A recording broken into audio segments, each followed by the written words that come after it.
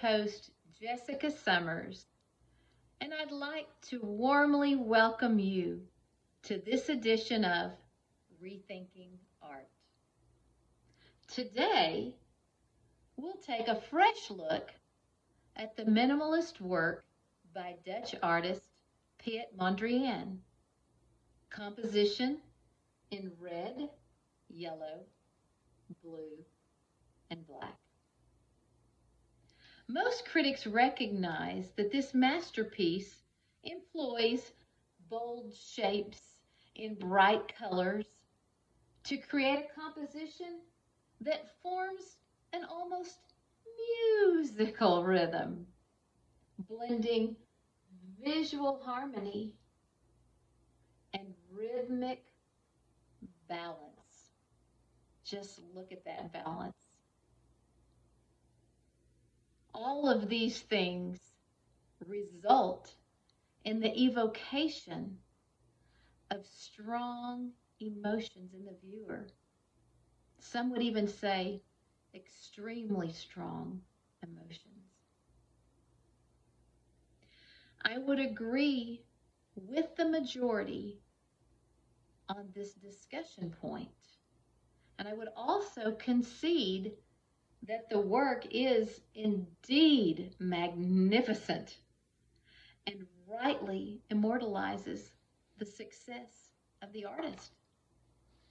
No doubt, no question. It is the aim of rethinking art, however, to provide a fresh and what we believe to be a more accurate view of the art we study. With that said, let's take a deeper dive into composition in red, yellow, blue, and black. With scant observation, one might consider the piece to be, shall we say, non-representational. Upon deeper inspection, though, the viewer must take note of the predominance of the color white in the 11, not 10, not 9, but 11 purposefully established blocks of this hue. While not usurping the bulk of canvas surface area, the understated white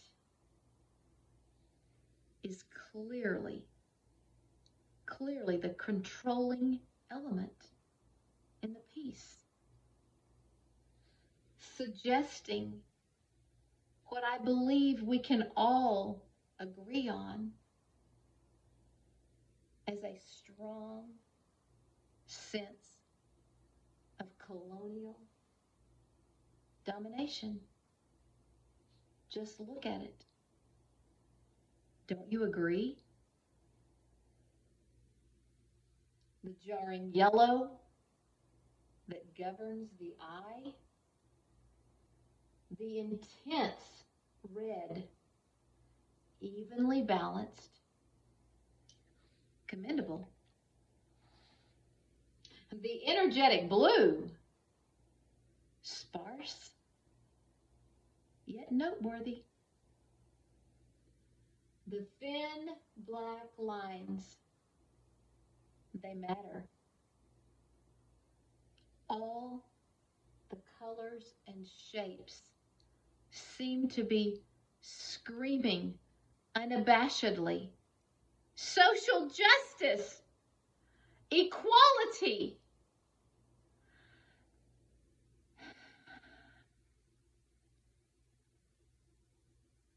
Let me gather myself.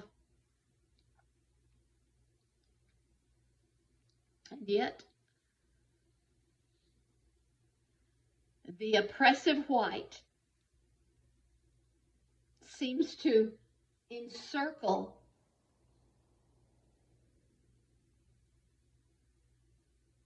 seems to encircle. I repeat with passion, seems to encircle all of the other shapes and colors, and thus prevail in its quest for power and dominance without question.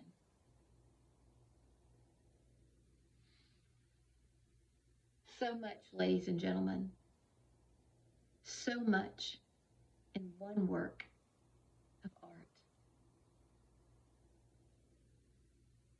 Once again, we see so clearly real life depicted in art.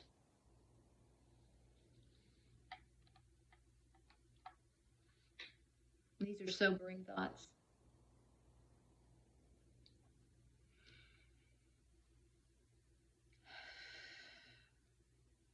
Well,